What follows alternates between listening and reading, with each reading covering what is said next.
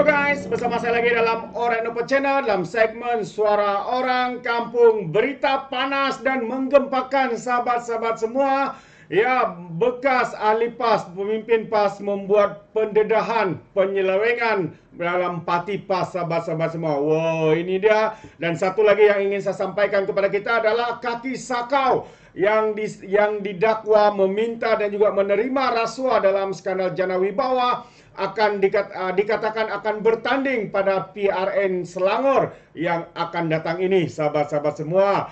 Wow, memang panas sahabat semua, tapi inilah yang menarik ya untuk saya kongsikan bersama dengan kita.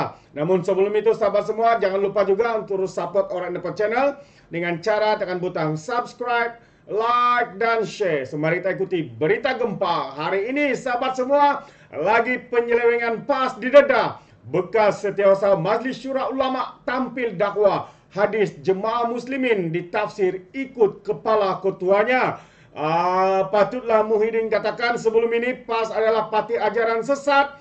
Jadi apa yang dinyatakan ataupun pendedahan yang dilakukan oleh bekas Setiausaha Majlis Syura Ulama daripada parti PAS ini ya seperti mana yang dituduh oleh Abakau ya berkaitan dengan parti PAS ini sahabat-sahabat semua. Jadi menarik untuk saya kongsikan ya bersama dengan kita apakah pendedahan itu. Mari kita ikuti ya.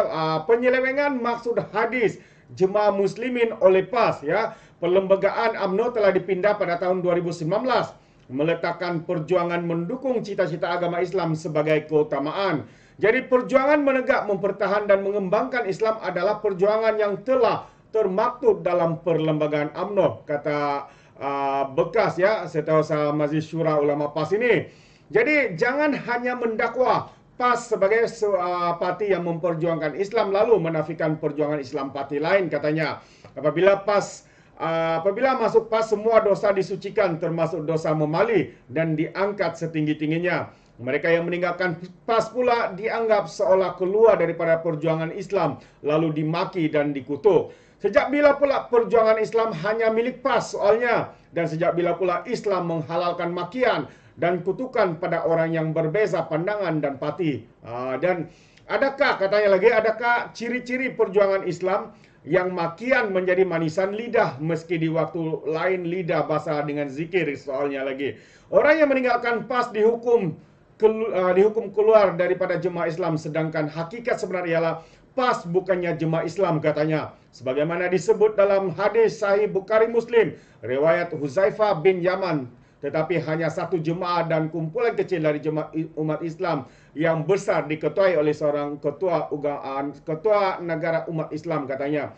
Keluar daripada PAS berarti keluar daripada jemaah kecil umat Islam untuk bergabung dengan jemaah muslimin yang besar yang dikotai yang di Pertuan Agong dalam konteks Malaysia. Ini antara pencerahan beliau. Dan itulah tafsiran yang benar bagi maksud hadis, katanya. Kamu perlu berpegang dengan jemaah muslim dan imam mereka. Namun kerana salah tafsiran yang dibuat oleh pimpinan PAS sejak berzaman melahirkan ketaksuban pada parti dan jemaah kecil PAS, katanya. Dalam sejarah PAS, pengasas PAS Ustaz Fuad Hasan, Presiden PAS Datuk Seri Azri Muda, Panglima Jihad PAS dan bekas Timbalan Presiden PAS Ustaz Hasan Adli dan pengasas PAS Kelantan Ustaz Amaluddin Darus meninggalkan PAS. Mereka semua dituduh keluar daripada jemaah Islam. Salah faham terhadap konsep jemaah Islam di kalangan ahli PAS mesti dibetulkan kerana ia adalah penyelewengan terhadap maksud hadis sahih, katanya. Penyelewengan ini memberi kesan besar ya kepada sikap taksub berparti sehingga memutuskan persaudaraan Islam dan memecahkan umat Islam, katanya lagi. Jadi ahli PAS ditarbiah dengan menerima hanya PAS adalah jemaah Islam dan satu-satunya jemaah Islam di Malaysia, lalu memandang serong pada semua orang Islam di luar PAS, sedangkan kefahaman salah inilah yang menjadi sebab berpecah jemaah muslimin di Malaysia. Umat Islam yang sepatutnya berpadu dalam jemaah muslimin yang besar dipecahkan untuk berada dalam jemaah Islam yang kecil bermula dengan penyelewengan maksud hadis sahih. Penyelewengan kefahaman inilah yang melahirkan budaya kafir mengkafir di Terengganu. Ia berpunca ahli PAS tidak disolat di masjid kerajaan lalu membina masjid sendiri dan hanya solat Jumat di masjid PAS sahaja. Inilah punca solat dua iman. Akad nikah yang diwalikan oleh UMNO tidak sah, malah sembelian orang UMNO tidak sah.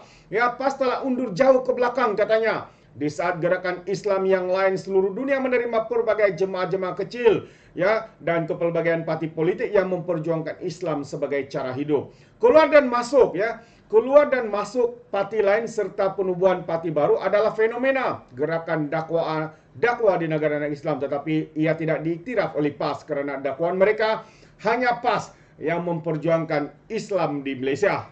Jadi benarlah kata-kata Muhyiddin Yassin sebelum ini, sahabat semua, bahwa PAS adalah parti ajaran sesat.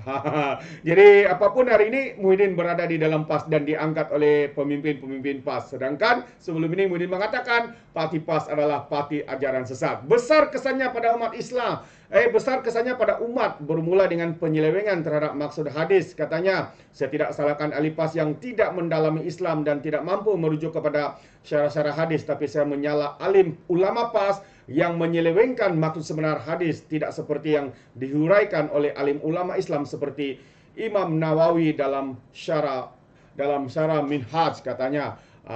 Itulah sahabat semua pencerahan dan juga pendedahan yang dilakukan oleh bekas Setiausaha Majlis Syura UMNO, bukan Majlis Syura Parti PAS, membuat kenyataan yang amat mengejutkan dan membuat penerangan bahawa, ya, apa yang disifatkannya, apa yang dilakukan oleh pemimpin dalam UMNO hari ini jauh terpesong daripada maksud yang sebenar, katanya. Ini bukan daripada saya, sahabat semua, tapi ini adalah saya membaca kenyataan daripada mantan ataupun bekas Setiausaha Majlis Syura Ulama PAS. Itu dia yang kini berjuang, ya, di dalam parti UMNO. Itu dia sahabat-sahabat semua. Memang amat mengejutkan sahabat semua, tetapi inilah realitinya, ya, apabila pemimpin-pemimpin menunggang agama, menjadikan agama sebagai perjuangan, tapi kononnya tapi akhirnya mereka membawa maksud yang salah, sahabat-sahabat semua. Amat mengejutkan. Apa pendapat anda? Tapi sebelum itu saya ingin teruskan lagi untuk satu lagi info, yaitu, ya, individu, ya, bekas ataupun mantan ketua penerangan, kalau saya tidak silap mantan ketua penerangan, ya, yang tertuduh kes rasuah Jana Wibawa, yaitu Wan Saiful Wanjan, bakal menjadi calon PRN Selangor, sahabat-sahabat semua.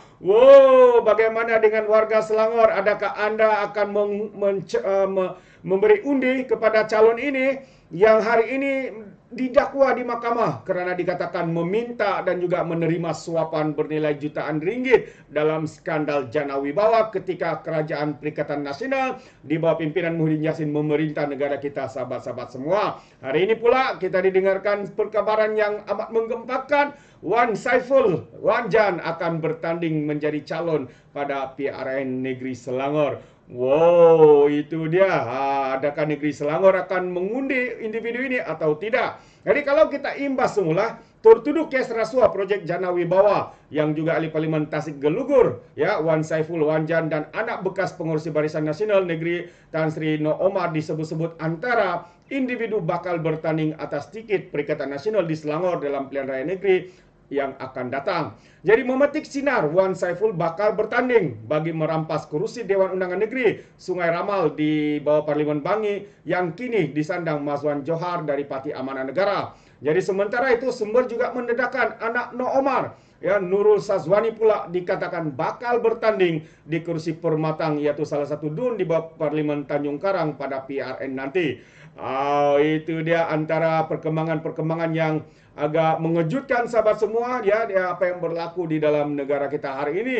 Yang pertama tadi adalah pendedahan mengejutkan daripada mantan ataupun bekas Setiausaha Majlis Syura Ulama PAS, Parti PAS, ya, membuat pencerahan bahawa terdapat, ya, penyelewengan maksud hadis yang dibawa oleh Parti PAS, sahabat semua. Dan satu lagi, seperti mana yang kita nampak dalam gambar ini adalah Wan Saiful, ya, individu yang terpalit dengan skandal Jana Wibawa, telah pun didakwa kerana menerima dan meminta rasuah, tapi hari ini, sahabat semua, ya, akan menjadi bakal calon pada PRN Selangor. Soalnya, ini soalnya, adakah rakyat Selangor akan memberi undi kepada calon ini yang ternyata kaki sakau, sahabat-sahabat semua? Ya, adakah rakyat Selangor boleh menerima individu-individu pemimpin-pemimpin seperti ini? Itu persoalan yang kita berikan kepada rakyat Selangor, dan sekiranya ada rakyat Selangor yang mendengar hujan ini, Anda boleh berikan komen dalam ruangan komen, tapi ingat ya, komen dengan cara berhemah. Jangan menjadi seperti Walan Tit, lebay-lebay, dan juga geng sapu bersih, juga termasuk geng takut Anwar. Apabila memberikan komen penuh dengan hasutan, kebencian, dan juga fitnah melampau. Sepertinya mereka tidak punya otak, mungkin karena otak mereka tertinggal di atas Gunung Kinabalu.